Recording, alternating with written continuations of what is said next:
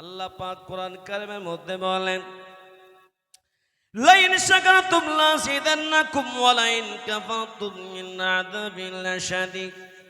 আল্লাহ পাক বলেন, আমার বান্দা বান্দি তোমরা যদি আমার নিয়ামতের শুকর আদায় করো, আমি আল্লাহ পাকের দেওয়া নিয়ামতটা বাড়িয়ে দেব।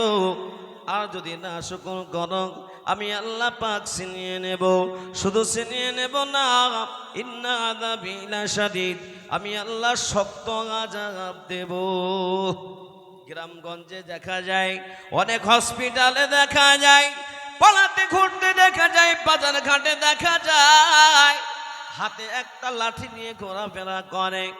আবার এক পরিচিত লোক, আল্লাহ তারে সুস্থ করো, সেই দিন দেখা করতে গেলাম, হাতে লাঠি, বুলেট গাড়ি চালাইতো। আমি গিয়ে সালাম করলাম, সালাম করার সাথে সাথে বাবা বলে কাঁদতে লাগলো। সঙ্গে সঙ্গে আমি বললাম, এই অবস্থা কবে থেকে? ওই সময় বলতে লাগলো, বাবা আজকে 3 মাস হয়ে গেল, ডান হাত তুলতে পারে না, ডান পা তুলতে পারে না, এই সাহারা নিয়ে, লাঠির সাহারা নিয়ে আমাকে চলাফেরা করতে হয়।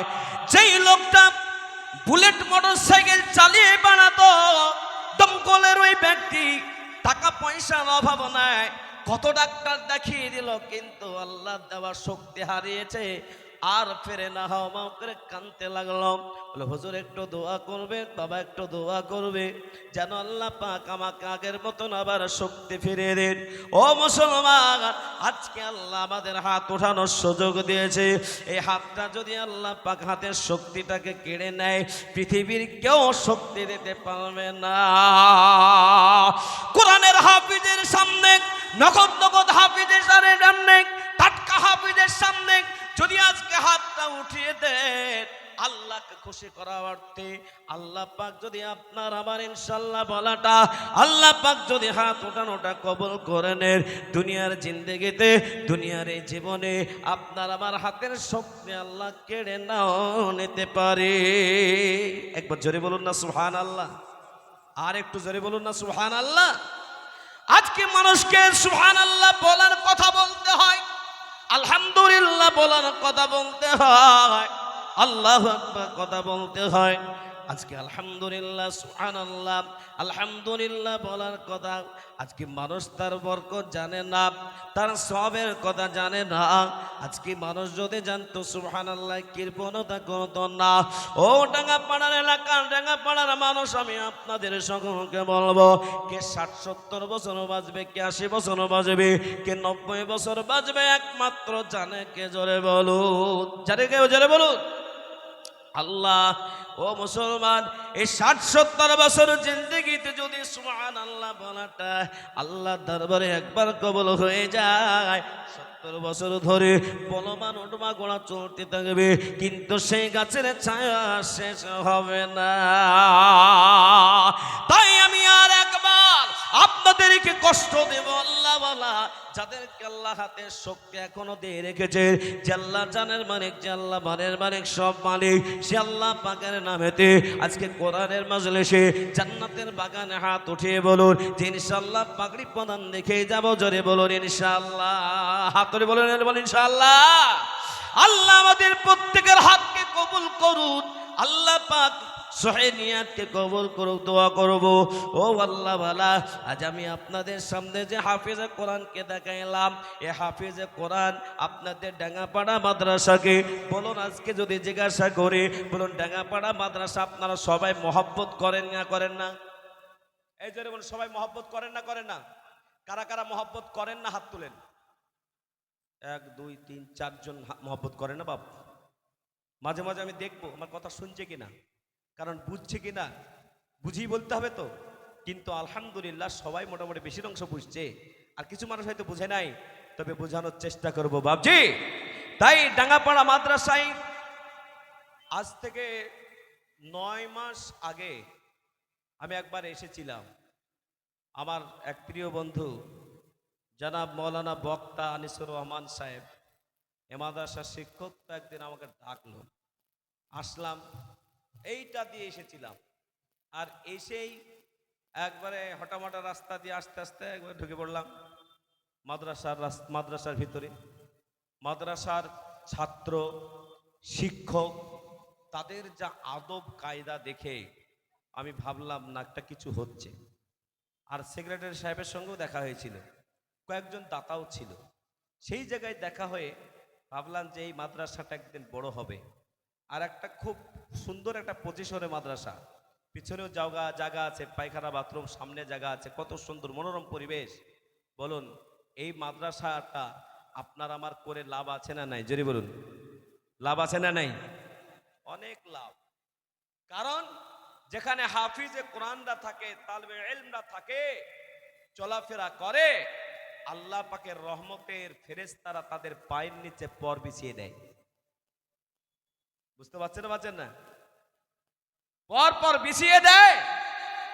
আর প্রতিদিন এশান নামাজের পরে সূরা ওয়াকিয়া, ফজরের নামাজের পরে সূরা ইয়াসিন পড়ে যখন এ হাফিজে কোরআনরা, এতিম বাচ্চারা যখন দোয়া করে, আল্লাহ এই মাদ্রাসাটাকে যারা বানিয়ে গেছে, আল্লাহ তুমি তাদের কবরের জায়গাটা শান্তির জায়গা বানাও, আর যারা বেঁচে আছে আল্লাহ তুমি তাদের ভালো রেখো, সুস্থ রেখো, তাদের আর্থিকতা আল্লাহ তুমি বাড়িয়ে দিও, তাদের আল্লাহ মান সম্মান ইজ্জতকে বাড়িয়ে দিও, মহব্বত ভালোবাসা যারাই দেন। বলুন এই মাদ্রাসা থেকে আমরা প্রতিদিন দোয়া পাই না?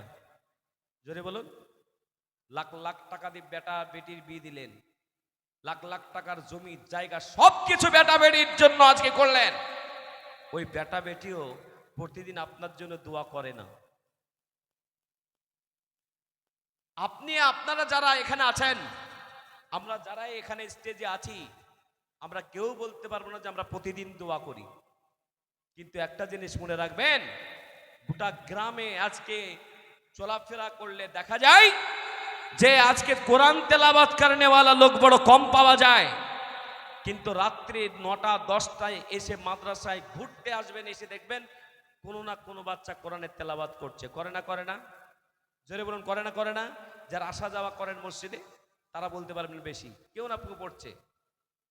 যারা পরিমাণ ও মহব্বত ভালোবাসা রেখেছেন, কোরআন যারা পড়ছে, কোরআনের একটা হরফকে যেমন পড়লে 10টা নেকি, পড়ানেওয়ালাদের আমল নামাতো 10টা নেকি। ছেলে মেয়ে দোয়া করুক না করুক, কিয়ামত পর্যন্ত একটা সাদকায়ে জারিয়া হিসাবে আপনারা যে মাদ্রাসাটা বানিয়েছেন, এই মাদ্রাসা কিয়ামত পর্যন্ত আপনাকে কবর, দুনিয়াতে বেঁচে থাকাকালীন এবং কবরে কিয়ামত পর্যন্ত থাকাকালীন নেকি কোনোদিন বন্ধ হবে না। একবার জোরে বলুন সুবহানাল্লাহ। আমরা এই জায়গায় বসেছি, আমরা এই মহব্বতে বসেছি। বাইরে যারা এখনো ঘোরাফেরা করে, এখনো যারা বাইরে বাজারে ঘাটে ঘুরে, আমি তাদেরকে বলবো তারা হারাম কাজ করছে। হারাম কাজ কি হারাম? নবীজি বলেছেন এশান নামাজের পরে তুমি শুয়ে যাও। এশান নামাজের পরে যদি জাগতে হয়, দ্বীনি মাজলিসে বসো, কোরআনের কারিমের কথা যেখানে হয় সেখানে বসো, যে জায়গাতে দ্বীন ইসলামের কথা হয় সেখানে বসো, জিকির আজকার করো, তাতে জাগ্রত করো, কোরআন তেলাওয়াত করে তাতে জাগ্রত করো, সিজদা করো, নফল নামাজ পড়ো, তাতে জাগ্রত করো, জায়েজ আছে। বাকি যদি আদার্স কোনো কাজ করে এশার নামাজের পরে, আল্লাহর নিয়ামতের নাশকর করা হবে, ওটা হারাম কাজ করা হবে। তো বলুন, যারা বাইরে বাইরে ঘুরছে, আর কিছু যুবক ভাইরা আছে প্যান্ট ছিঁড়া প্যান্ট পরে পরে একবার এদিকে একবার এদিকে, কথা ঠিক বলছে না ভুল বলছে বাবজি? জোরে বলুন, কথা ঠিক বললেন ভুল বললাম? এই সমস্ত যুবক ভাইদেরকে বলবো, এই যুবক ভাই, তুমি আজকে একটা কথা মনে রাখো, আজ তুমি এখানে আছো, কালকে তোমার কবর হয়ে যেতে পারে, একটা জিনিস মনে করে রাখো। তাই আমরা প্রত্যেকেই মাদ্রাসার মহব্বত মনে প্রাণে রেখে আমরা এই মাদ্রাসাকে আগামী দিনে আরো বড় করার চেষ্টা করব। একবার জোরে বলুন ইনশাআল্লাহ। একবার জোরে বলো নারায়ে তাকবীর। একবার জোরে বলো নারায়ে তাকবীর। ওগো মুসলমান, শুনে রেখে দিন, আল্লাহ পাক রব্বুল আলামিনের নবী সাল্লাল্লাহু আলাইহি ওয়াসাল্লাম তিনি জানিয়ে দিয়েছিলেন, ও ও আমার সাহাবারা, দুনিয়ায় বেঁচে থাকতে থাকতে তুমি যদি যারা পরিমাণ তুমি ভালো কাজ করো, আল্লাহ পাক তার বদলা দিয়ে দেবে। কোরআন খুলুন 30 নম্বর পারা, সূরাটার নাম সূরা জিলজাল। শেষে দুটো আয়াতে আল্লাহ পাক বলেন, ফামান ইয়ামাল মিসকালা যাররাতিন খায়রান ইয়ারা ওয়া মান ইয়ামাল মিসকালা যাররাতিন শাররান ইয়ারা। যারা যারা পরিমাণ ভালো কাজ করবে, আল্লাহ পাক তাদের আমলনামায় আল্লাহ পাক বদলা দিয়ে দেবে, আল্লাহ পাক ভালো বদলা দেবে। আর যারা যারা পরিমাণ খারাপ কাজ করবে, তাদেরকে আল্লাহ পাক যারা পরিমাণ হলো সাজা দেবে। ও মুসলমান, আজকে কত ভাই কবরে চলে গেল, কত বাবা চলে গেল, কত মা চলে গেল অন্ধকার কবরে। ওই কবরস্থানে আমরাও মাঝে মাঝে যাই না, জোরে বলো। কেউ মারা গেলে আমরা যাই না। ইমাম সাহেব, ও আল্লাহওয়ালা, গ্রামের যখন কেউ মারা যায় সঙ্গে সঙ্গে আপনার এলান হয়ে যায়। এলানের পরে পরে একটা টাইম বেঁধে দেয় যে সকাল 9:30টার সময়তে জানাজার নামাজ হবে। মানুষেরা একত্রিত হয়ে গেল। দুটো মানুষ তাদের দেরি হয়ে গেল আসতে, ফোন করে বলছে ইমাম সাহেব একটু দাঁড়ান। বলে কিছু মানুষ বলে দাঁড়ানো যাবে না, 9:30টায় টাইম দেওয়া আছে, ফেল করা যাবে না। ইমাম সাহেব দেখছে যে আমার চাকরি চলে যাবে যদি দেরি করি, ও শোনার দরকার না, অমনি দিয়ে দিই। কিছু মানুষ আছে রাগান্বিত হয় না যদি বলুন, 5 মিনিট দাঁড়াতে চায় না। 10 মিনিট তো দূরের কথা, 5 মিনিট দাঁড়াতে গিয়েও ঝামেলা করে না।